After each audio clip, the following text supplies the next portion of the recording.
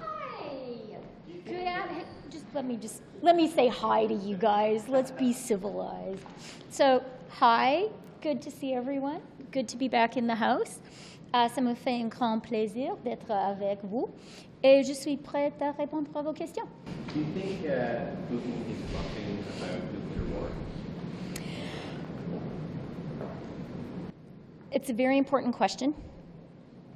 And like a lot of Canadians, like a lot of people around the world, I have been watching what is happening in Ukraine very closely. I'm going to ask you to indulge me because I'm going to say a kind of former Russia I'm going to make a former Russia correspondent comment about what's happening in Russia. So from my perspective, one of the most important things that's happened over the past few days is the statement from a woman called Alla Pugacheva. She is, I don't know, like a Russian combination of Anne Murray and Oprah Winfrey. I don't think it would be an exaggeration to describe her as the soul of Russia. And I actually once did a lunch with the FT with her. So I know her a little bit, you know, as much as a journalist knows someone that they have lunch with and spend some time with. She's really important to Russians, and she's considered to be a truly authentic voice of the Russian people. And she did something really extraordinary a couple of days ago, which is she came out and spoke out against the war. And spoke out against the death of our boys and against Russia becoming an international pariah. I can't emphasize too much how much it means that someone of her stature and, you know, it would seem untouchability actually express those views. And I'm an optimist, and I have a lot of friends in Russia.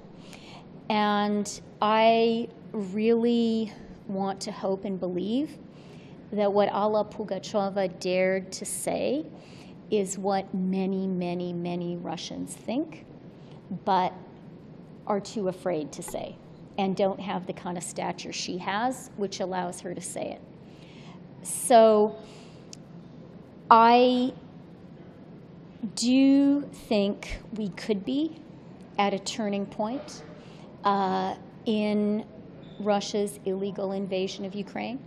Ukrainians have shown that they're brave, that they're tough, that they are able to liberate conquered territories. The next step is going to be for the Russian people to understand, from Russia's perspective, this is an entirely pointless, destructive war. And I think we can't get there soon enough. Ukraine has asked Canada for more armored vehicles, howitzers. Will Canada provide this equipment that Ukraine has asked? Our government talks to the Ukrainian government a lot. I think our Prime Minister met with Prime Minister Shmyhal just on Monday in London. They were both there for the Queen's funeral. I talk to Prime Minister Shmyhal very often as well. The Ukrainian government knows that we are fully behind the government of Ukraine, the people of Ukraine. We understand this fight is our fight too. It really is a fight for democracy around the world. It's an anti-imperialist fight. You know, as President Biden, President Macron have been saying in New York at the UN, we get that too.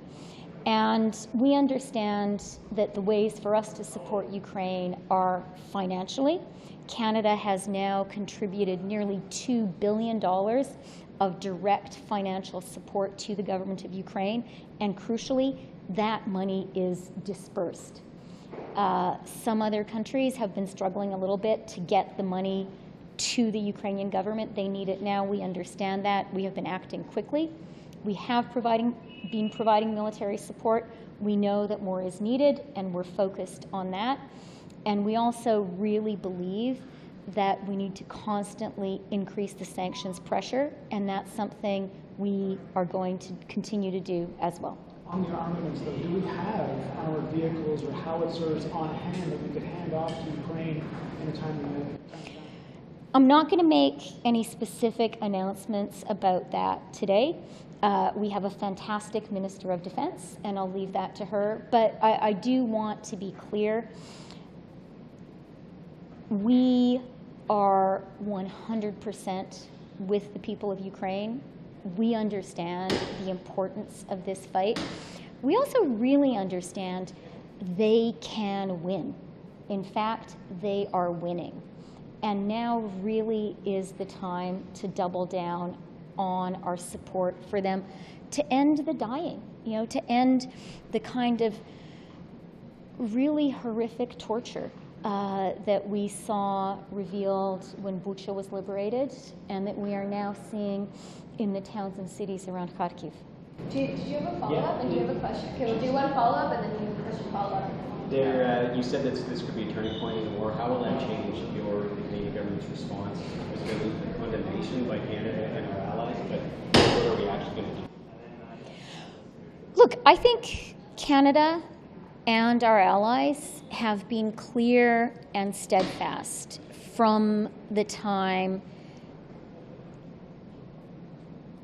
we started to get intelligence that Russia was preparing an illegal invasion of Ukraine. Even before it happened, we were clear that if it did happen, Canada and our allies would be united in supporting Ukraine and sanctioning Russia. I think Putin didn't believe it.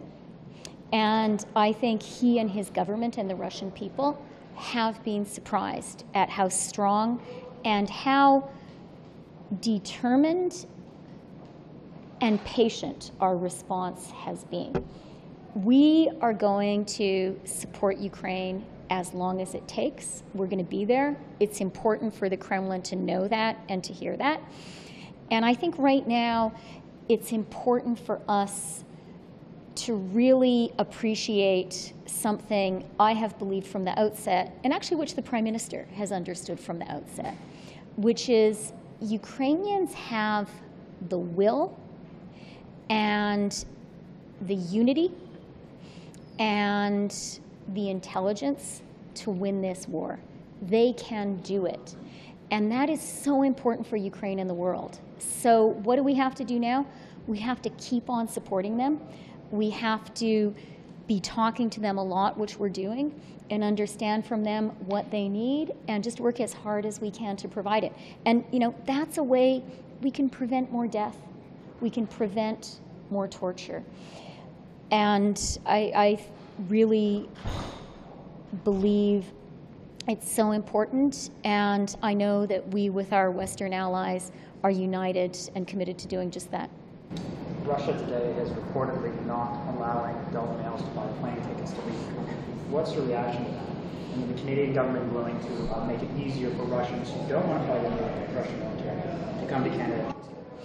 So I've been in question period, and today I have been focused on the Canadian economy, and I haven't seen that news, so I'm not going to respond off the cuff to that, not having seen the news. So let's talk about the Canadian economy then. The Conservatives are pushing to have planned increases to CDP in the United States. Is there any world in which you would delay those increases? I'm glad to have a question about the Canadian economy. And, I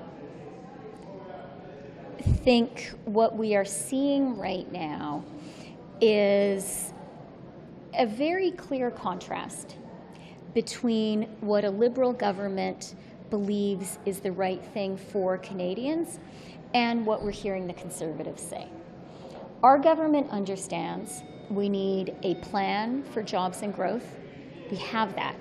And we actually have an economy today whose fundamentals are strong. We believe we need a fiscally responsible approach. We have that too. And we absolutely understand that a lot of Canadians are struggling today with the cost of living. our answer to that is fiscally responsible, targeted support to the people who need it the most. To 11 million Canadian households, nearly $500 for families who really are struggling right now, around $230 for single people, plus the $500 of support for people who are struggling to pay their rent, and of course, dental care for kids under 12. That's targeted, compassionate support. It's meaningful amounts of money. You know, nearly $500 for a family of 4, plus a $500 check to help with the rent, plus now you can take your kids to the dentist and not worry about paying the bills. That is real support. Now contrast that with what we are hearing from the Conservatives on EI.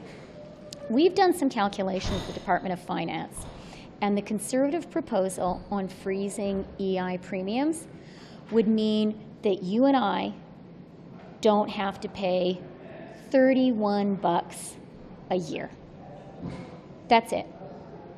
$31, and that's for people earning $61,500 or more a year. That's how much it means we wouldn't have to contribute.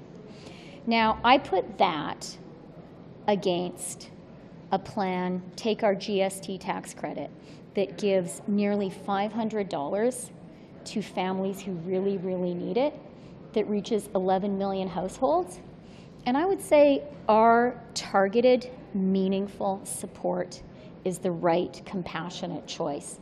And the reason I'm comparing those two approaches is the cost is roughly the same. Doubling the GST for 6 months is around $2.5 billion, and the proposed EI freeze is around $2.5 billion. So it's really a question for Canadians. What do you think is the right thing? To not pay $35 next year, or not pay $31 next year, or for your neighbor, your friend, your sister, your cousin whose family is struggling to get $500. I know what I think is the right thing to do. So it's a no that you're not going to do it? I've given my answer. Thank you very much. Okay, thank you very much, guys.